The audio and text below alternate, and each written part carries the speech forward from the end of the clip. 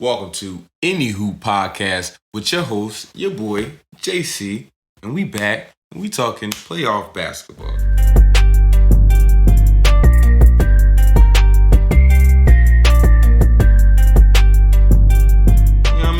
You hear Any Hoop Podcast where you can get all your LeBron James propaganda. And listen, man, the Lakers, they took the lead. They up 3-1. And I'm a happy camper. You know, I'm a LeBron James fan. Dylan Brooks, he poked the bear. You feel what I'm saying? And it didn't go his way. Sadly, for the Grizzlies, they didn't get Dylan Brooks suspended, but he had to play the game. And he was terrible. He did not have a good game. All that talking did not do him very well. But, listen, it would have went way better for them if Ja Morant wasn't hurt. But, listen, he was. And that's pretty much, for me, that's pretty much what it boiled down to. Like, Ja Morant is not healthy and he's not playing well. And I know everybody likes to say they can play without Ja Morant, but as you can see, it's difficult for them not to play with Ja Morant. Like, he is the star. He is their leader. He is, their guy. And it's going to be hard to play without your star. It's going to be hard when your star isn't 100%. This game went into overtime. And if Ja Morant was healthy, it may not have went into overtime, or they may have even pulled out the game in overtime, but they didn't. LeBron James coming through with a double-double, 20 and 20. Yes, 20 and 20. And I don't know if I said it on the pod, but I did say that we looking at a LeBron James where the points might not be crazy, but everything else is going to be crazy. And I knew he was going to have a 2020 night in the playoffs this year. Like, I didn't know if it was going to be 20 boards or 20 assists, but something crazy. And this was the night where it was something crazy. He grabbed 20 boards, 22 points. You feel me? He was putting it on in the fourth. You know what I mean? Like, he did everything you need from LeBron. I'm telling y'all, he old and he's still giving y'all what y'all need. I mean, like, he in his 20th season and he's still, this is a light stat line for him too. 20 is like in points, you feel me? But 20 boards, I guess, makes up for it. But 20 points is light for LeBron James in the playoffs. You talk about a man who used to average, and probably don't know more, but used to average like 35 in the playoffs, y'all. Like, that was a regular day for LeBron James at the office. And so a 22-point night is kind of light for my man LeBron, but listen, he's still putting his mark on the game. I'm still concerned with the production of AD, but he's playing great defense, shutdown defense. And that's what you need. You need some shutdown defense. So, as long as he play the defense, that's great, but we are going to need you to pick it up on the offensive end. How many points did this man have? It was definitely under 20 points he had. Hold on, y'all. Let me get the box score. I just had it up. Here we go. 12. He had 12 points, -3 on the court. You know what I mean? But listen, he still showed up on the defensive end of the court. That's what we be needing. You know what I mean? 4 blocks. Like, come on. Still a great defensive player. But we need you to pick it up on the offensive end in the later rounds. But it was enough to win, and they up 3-1. They in a commanding seat. You feel me? They're in a great position to finish it off in the next game. And even if you can't finish it off in the next game, you got another one. You feel me? So, y'all in a great position. This is where you want to be at with the Lakers. And this is what people meant by they didn't want to see the Lakers in the playoffs. There's not like they're the best team in the West. You feel me? The West is pretty wide open. It's pretty even. But, this is not a team you want to see in the playoffs because you still got to play LeBron. You still got to play AD. You feel me? And they got a great cast around them right now. You feel me? More production from D'Lo too. Side note, you know what I mean? But that's okay. Listen, we getting there. Let's talk about Jimmy Butler. You feel me? The Heat and the Bucks. Giannis wasn't looking like the greatest. You feel me? Like the greatest player in the world. He was looking like a great player. You feel me? But that's the difference in the playoffs. Because you got somebody on the other end who dropped 56 and was not trying to be denied. He took a commanding position in the series. Another team, Miami Heat. Listen, bro, Jimmy Butler was going in, especially in the second half, especially in the fourth. He really carried the team. Shout out to Duncan Robinson for picking it up where Tyler Hero got hurt. You feel me? So they put Duncan Robinson in, and this is what he's good for, y'all. Like, this is like unexpected moments, X factor, not too much pressure on him. Just go in there and do your thing. That's Duncan Robinson, bro. It's giving me bubble highlights, bubble vibes. You feel me? And yeah, Giannis just wasn't 100%, and that was just a difference. You feel me? He wasn't 100%. He couldn't really protect the paint at 100% like he usually will be, but you could see it. Jimmy Butler wasn't scared to take it into the paint. He wasn't scared to take it at Giannis. He wasn't scared to take it at Brook Lopez. You feel me? So that's just the difference. If he was healthier, he'd probably be jumping around a little more. It was a point in the third quarter where he fell into the crowd and he landed on his back. And I could see him holding his back and he tried to show, his toughness, tried to make it seem like nothing was wrong with him. But you could see, fixing his little jersey in the back, or whatever. You could tell that's really bothering him. So I'm not gonna say y'all cook, but man, it's looking dark for the Bucks. I'm not gonna lie, it's looking dark for them, man. Listen, I'm a Bobby Portis fan. I love Giannis, but this will be disappointing in the career of Giannis. Not to be too harsh, you know what I mean? But this would be a little disappointment, getting knocked out by the Heat again. I want to say I got knocked out by the Heat last year too. So getting knocked out by the Heat again is giving me Sixers vibes. This is where the Sixers are at right now. It's you got to get over the hump. And ever since y'all got that ring, you feel me? You got the ring. Can't nobody take that from you. You got that ring. But ever since that ring, you know what I mean? Y'all been looking you feel me? So listen, I know he hurt. It's not really his fault. You know what I mean? But this is his problem. You know what I mean? Talk about his career. So, hopefully all goes well for Giannis, even if they do get bounced, you feel me? He going to have to do something next year, you feel me? He just definitely going to have to come back strong next year. And since I brought him up, let's talk about him. The 76ers, home team. I'm always rooting for the home team. And they completed the sweep.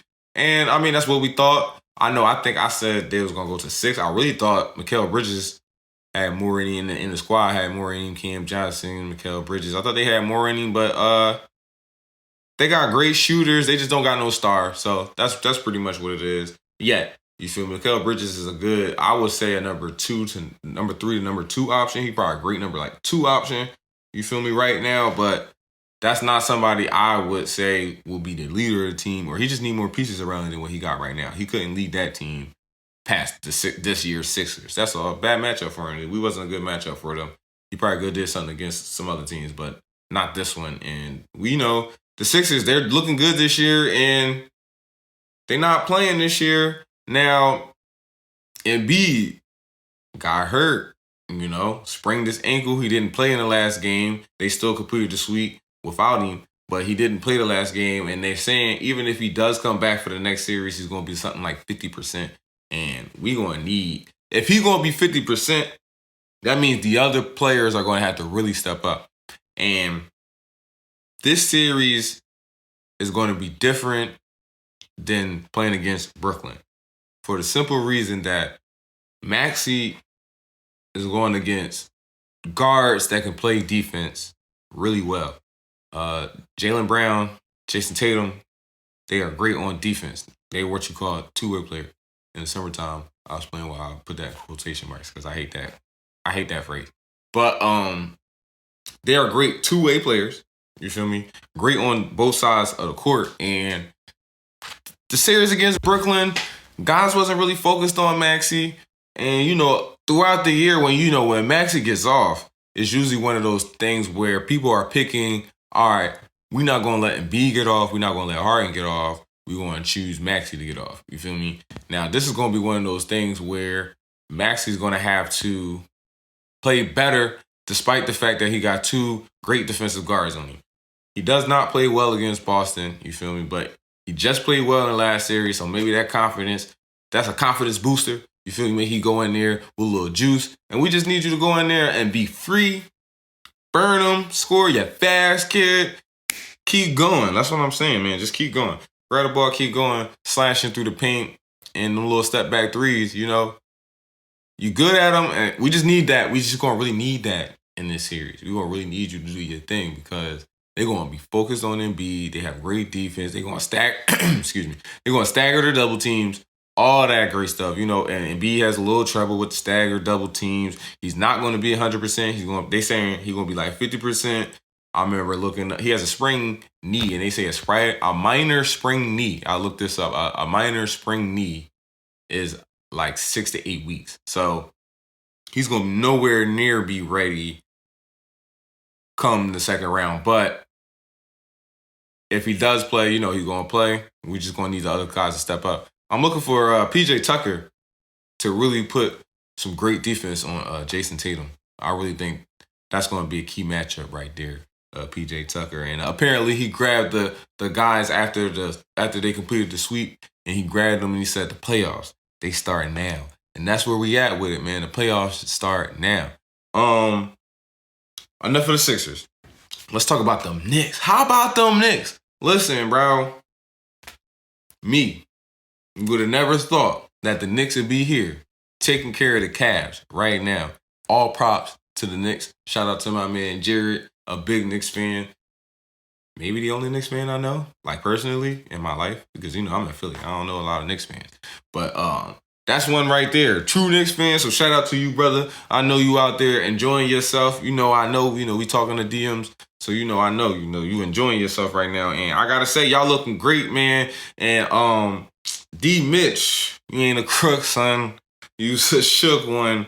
You looking real scared out there, boy. I can't lie. I'm not. Listen, y'all seen the episode. This is probably like 2 or 3 episodes ago.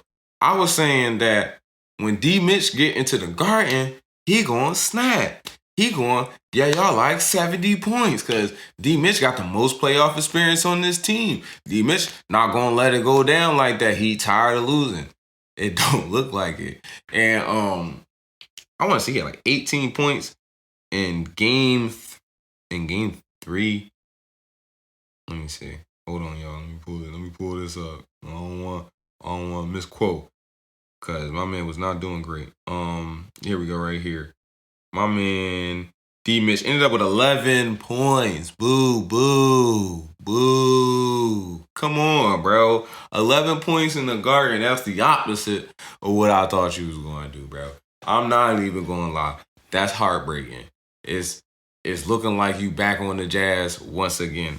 And it's just crazy because I thought that the Cavs would be different than the Bulls were last year. When the Bulls were in there last year, right? They were on fire in the regular season, but they couldn't beat the top teams in the East last year. And it translated into the playoffs. Now, when I was looking at the Cavs this year early on in the regular season and, throughout the whole regular season, I was like, man, they are competing with the top teams. They beating some of the top teams. You feel me? Now, me looking at the Knicks, on the other hand, I'm looking like, they going to burn out. You feel me? And they had trials and tribulations. That's all. They had trials and tribulations, which led them to where they are now. But despite that, you feel me, they got Coach Tibbs. Coach Tibbs is tough. New York got a toughness about them. So that's how they come into the playoffs. And the Cavs just not matching that at all. They just looking soft out here and they looking sorry.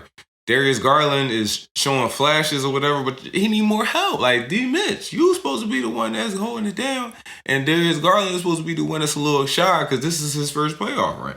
But that's not what's happening. And now the Knicks up 3-1. You got R.J. Barrett looking like the best thing ever. I mean, he came back and scored 26 after scoring like 14 in like, I don't know, another little number in the first 2 games. And he came back home and he looking like the man.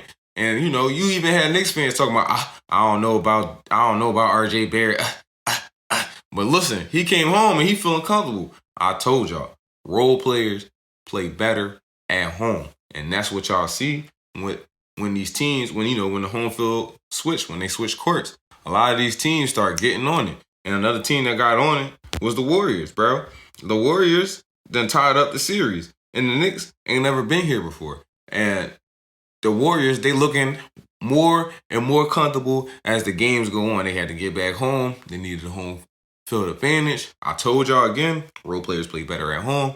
You got Wiggins playing way better. Draymond back in the game. You feel me? I like the move of easing him off the bench. I felt like that was really a way to not disrupt the offense. Because the role players, you know, you can't really mess with a role player role. You feel what I'm saying? When you start asking them to do something different, and they just try so hard to fit into the team this way. Because if you're not a star player, you gotta fit into the team, and that's hard work to fit into an NBA team. So when you messing with a role player's role, then after they just work so hard to fit into this role, you feel me? It might not go well for you. So with Draymond easing it back in there, coming off the bench and easing back in there, I felt like that was a good move. Listen, Steph Curry is doing his thing.